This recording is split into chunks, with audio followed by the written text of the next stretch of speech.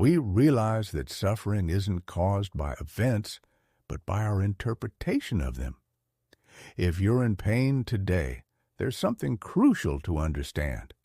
Suffering comes from how your mind processes situations. Two people can face the same event. One may despair, while the other sees a chance to grow. What makes the difference? Perception. As Carl Jung explained, until you bring the unconscious to light, it will steer your life, and you'll call it fate. Often, we don't suffer because of what happens, but because of the unconscious meanings we attach to situations. What hurts isn't reality itself, but the story we tell ourselves about it. Your mind wields invisible power, shaping your experience of the world. The question is, do you use this power to create peace or suffering? Consider this. If someone rejects you, you can interpret it in two ways. One is believing you're not good enough and will always be abandoned. The other is seeing it as a sign that the person wasn't right for you, leaving room for someone who will truly value you. Do you see the difference? The same event, but two opposite interpretations. One leads to suffering, the other to liberation. Your interpretation of reality determines your pain. The real issue is that most people view experiences through their deepest wounds. If you have unresolved abandonment, you'll see rejection everywhere. If you're insecure, you'll perceive attacks where none exist. Your perception is distorted by unhealed parts of you. You don't suffer because of events, but because of what they mean to you. Imagine losing your job. One person sees it as the end of the world, another as an opportunity for something better. The difference lies in interpretation, not the event itself. If you view everything as a tragedy, life becomes a series of misfortunes. But if you see everything as a lesson, life transforms into a journey of growth. How do you change your interpretation of reality? When something causes pain, ask yourself what story you're telling about it. Is it really as bad as it seems? Are you exaggerating its impact? Can you see it from another perspective? Find the lesson within the pain. Jung said, "What hurts us most often teaches us the most." If something makes you suffer, ask what it's teaching you about yourself. Develop cognitive restructuring. Each time you interpret negatively, challenge your mind to find a new perspective. Instead of thinking, "This is the worst thing that could have happened," try saying, "This is exactly what I needed to wake up." Stop taking everything personally. Most suffering arises from taking things too seriously. Not everything is an attack, a rejection, or a sign that you are not enough. Break the habit of demanding immediate meaning from everything. Often, suffering is just resistance to the unknown. We want to understand why something happened right away, and in our obsession to find answers, we exhaust ourselves. Some things only make sense in hindsight. Practice external observation. Picture your life as a movie, watching the story unfold without emotional involvement. When you detach from suffering and observe it from a distance, you realize everything is temporary, and you choose how much weight to give each situation. The moment suffering stops controlling you is when you apply this perspective shift. Something powerful happens. You stop being a victim of your mind. Criticism no longer hits hard, and every loss doesn't feel like the end of the world. You begin to see challenges as opportunities, not punishments. Here's the key. Recognizing that suffering is a mental construct allows you to break free from it.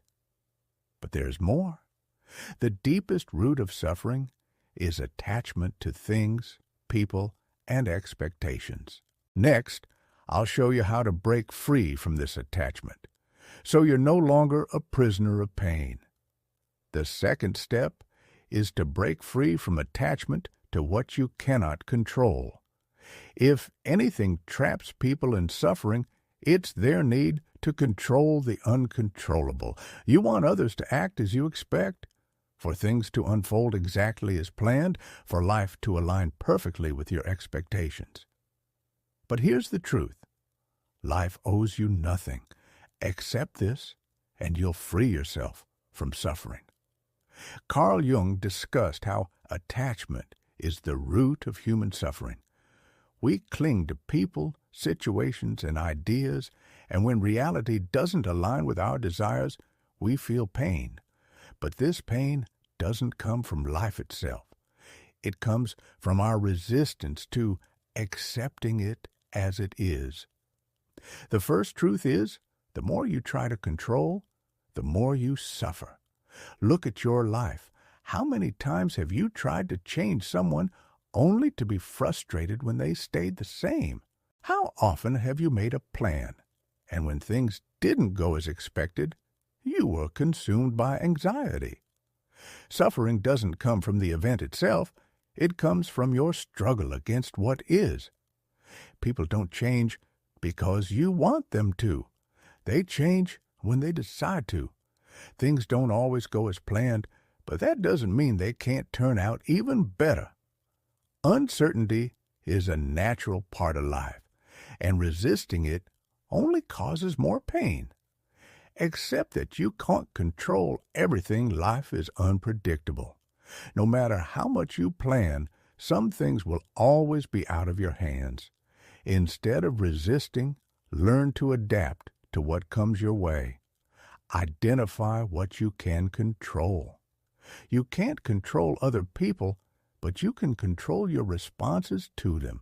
You can't control every situation, but you can control your interpretation. Focus your energy on what you can influence and let go of what you can't. Learn to let go without fear. We often hold on to things, thinking they bring happiness, but true happiness isn't external. When you find peace without clinging, you become unshakable. Stop living in expectations and start living in acceptance. Rigid expectations lead to frustration. Instead of expecting things to happen a certain way, accept what comes and adapt. This doesn't mean giving up. It means trusting that everything is unfolding as it should. When you stop forcing life, it flows naturally.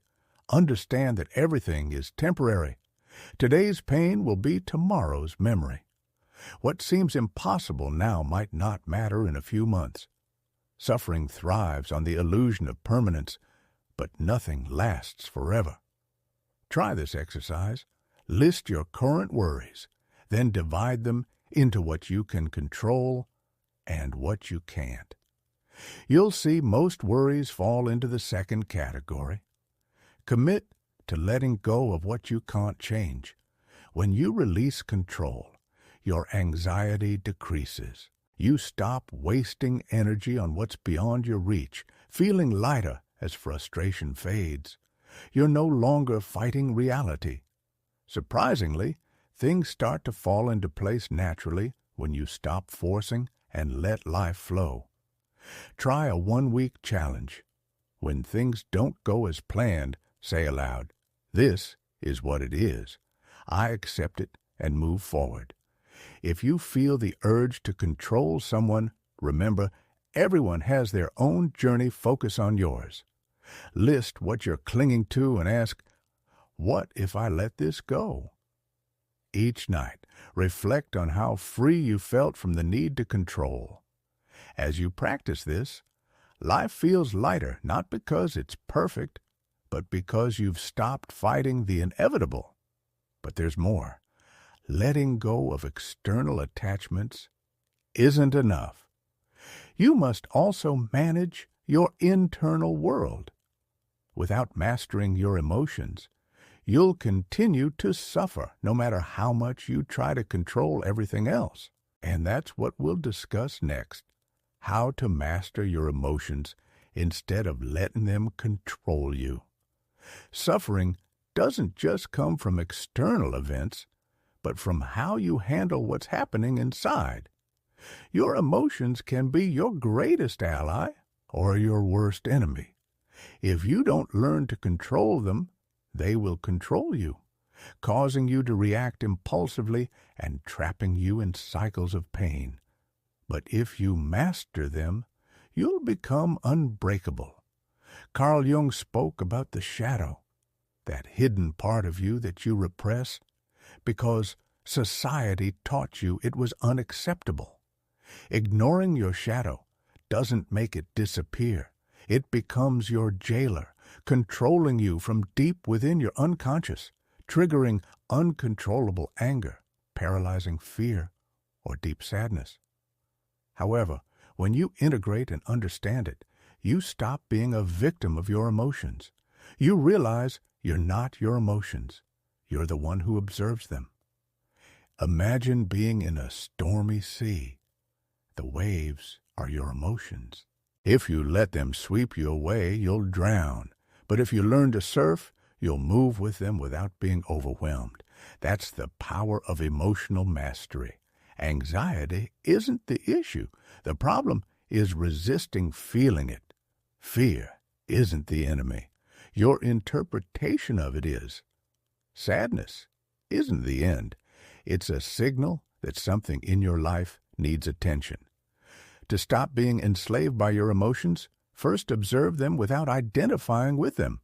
When you feel anxiety, fear, or anger, don't react immediately. Instead, pause and observe. Tell yourself, I am feeling this, but I am not this. Separating yourself from the emotion regains control. Instead of being swept away by the emotional storm, ask questions. Where is this emotion really coming from? Is it as serious as it seems? What would happen if I didn't react immediately? Your brain is programmed to react based on past experiences. But most emotions aren't caused by the present situation, but by what it reminds you of from your past. Change your internal dialogue. The words you use shape the intensity of what you feel. Instead of saying, I can't handle this, tell yourself, this is temporary and I can manage it. How you frame your experiences defines your suffering. Find the root of your emotions instead of just treating the symptoms. If something repeatedly causes you pain, the issue isn't the situation itself, but what it represents to you.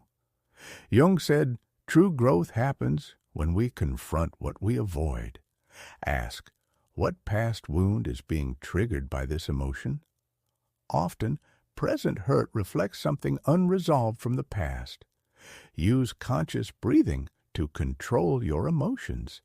You can't think clearly if your body is in survival mode.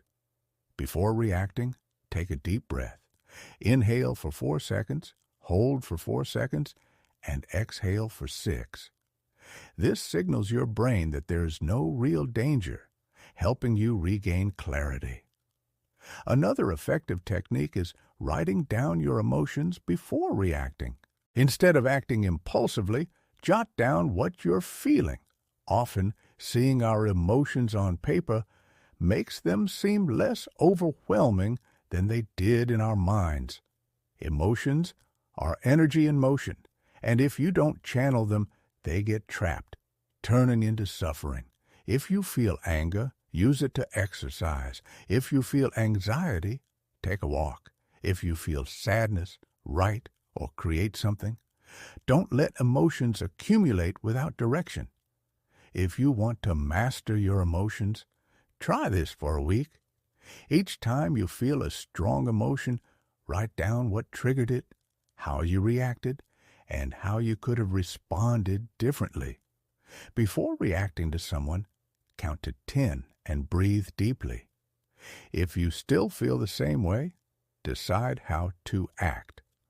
When a negative emotion arises, name it. This is fear.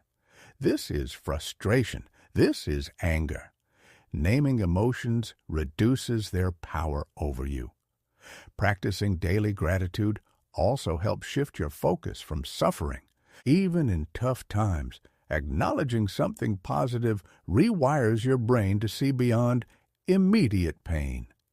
When you manage your emotions instead of letting them control you, people lose the power to manipulate you.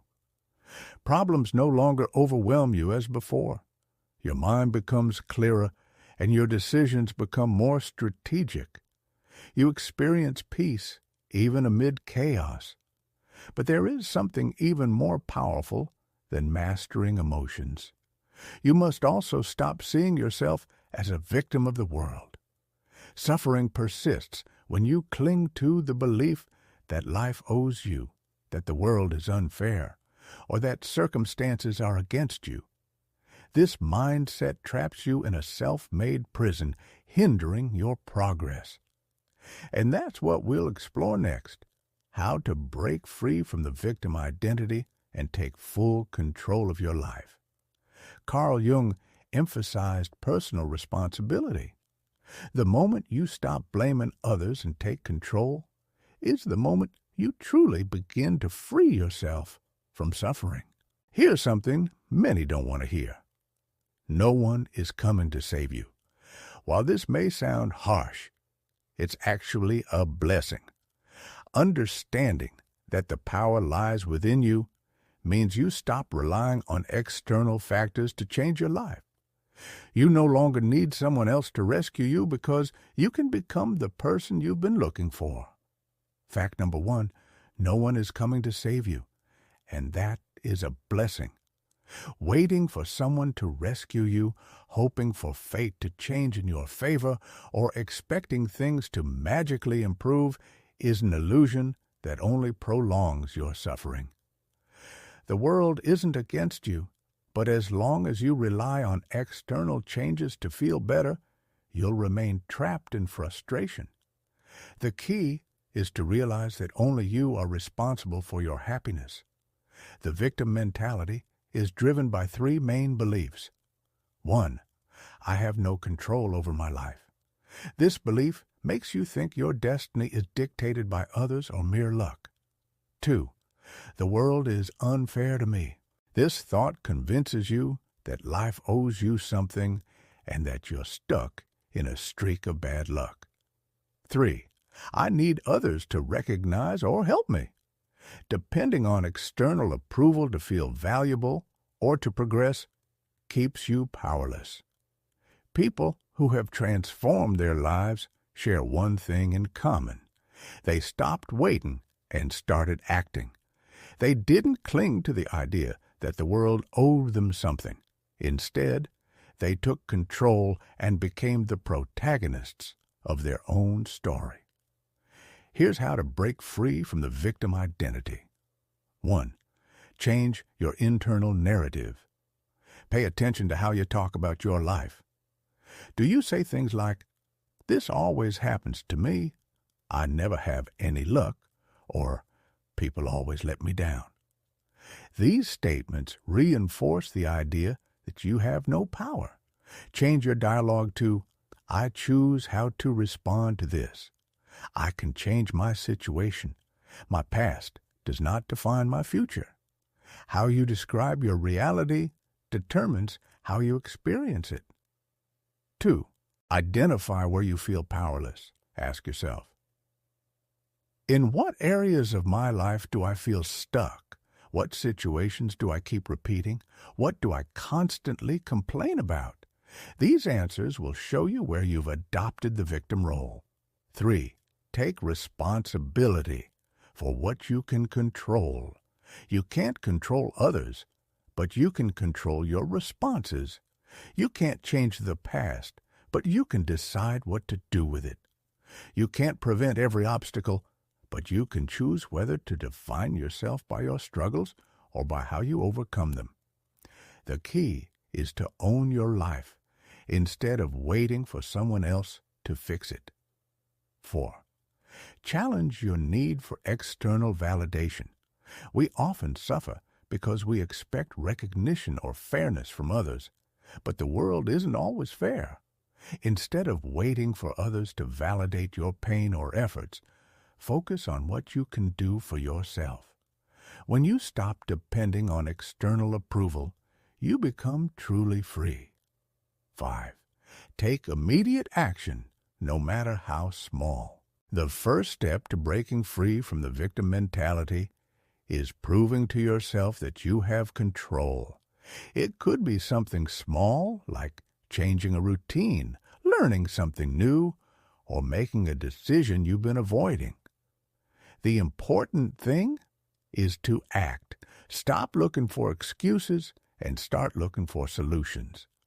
Whenever you feel held back, ask yourself if it's truly an insurmountable obstacle or just an excuse keeping you from moving forward. Often, the issue isn't the situation itself, but the narrative we create around it. Here's a practical exercise to shift away from a victim mindset. For 1 week, write down 3 areas where you feel victimized.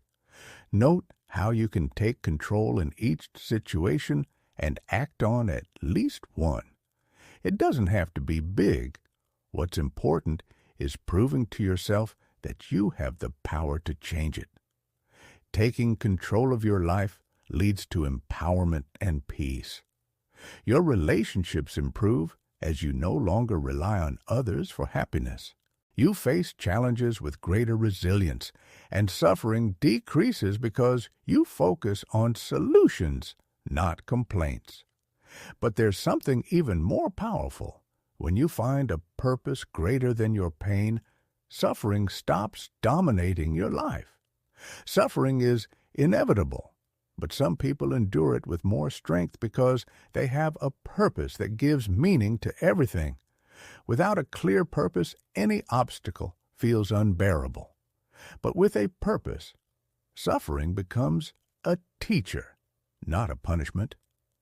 Carl Jung spoke of self-realization as integrating all aspects of ourselves.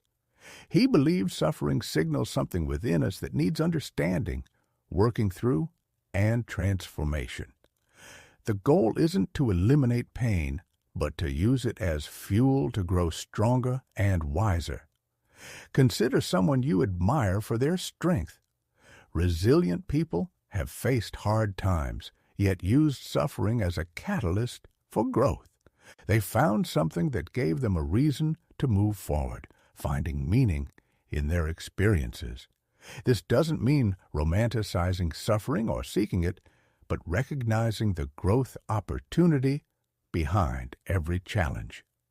If pain feels overwhelming, ask key questions. How can I learn about myself through this suffering?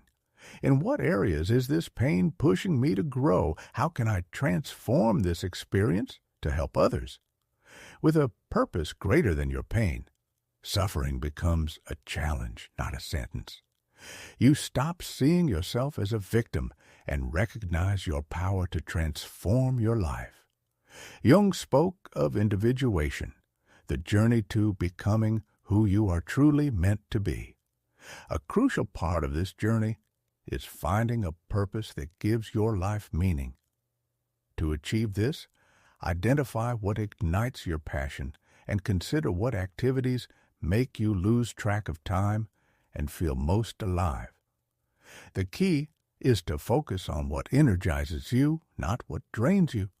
Often, our purpose is linked to our wounds. Those who have suffered abandonment may find meaning in helping others heal, while those who have overcome difficulties can inspire others facing similar struggles. You don't need to have everything figured out from the start. What's important is to take action. If something calls to you, explore it, read about it, practice it, and get involved step by step. Surround yourself with people who inspire you. To find your purpose, avoid those who only complain and focus on suffering. Seek out people who have found meaning in their lives and learn from them. Accept that purpose evolves. What drives you today may change in the future. Be flexible and allow your purpose to transform over time. Jung believed that the true meaning of life is not found in avoiding pain, but in finding a reason strong enough to endure it. Self-realization is not a fixed destination, but a lifelong journey of continuous evolution. When you find something greater than your suffering, you stop seeing pain as a punishment and start viewing it as an opportunity for transformation. You develop resilience because you understand that every challenge serves a purpose. You feel more connected to life because you're no longer trapped in the role of a victim.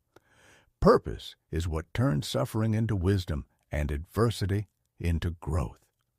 When you finally discover it, you realize you have not only moved beyond suffering, but have truly begun to live. Suffering is an inevitable part of life, but it does not have to define you. Every wound, obstacle, and painful moment is actually a doorway to your evolution. The goal is not to avoid suffering at all costs, but to learn how to see it through a different lens. Those who have transcended pain did not do so because they never suffered, but because they found something greater than their suffering. They discovered a purpose, learned to reinterpret their story, and took control of their lives instead of remaining trapped in the role of victims. Jung taught us that self-realization is the process of integrating all aspects of ourselves, including our pain. There is no light without shadow, no growth without challenge, and in that integration lies our true power. If today you feel that suffering is consuming you, remember this: you are not alone, and you are not trapped. Your story does not end here. Use your pain as a compass, as fuel to discover who you truly are and what you came to do in this world. Ultimately, the question isn't why is this happening to me, but how can I use it to become my best self? Once you find the answer, pain transforms from a burden into your greatest teacher.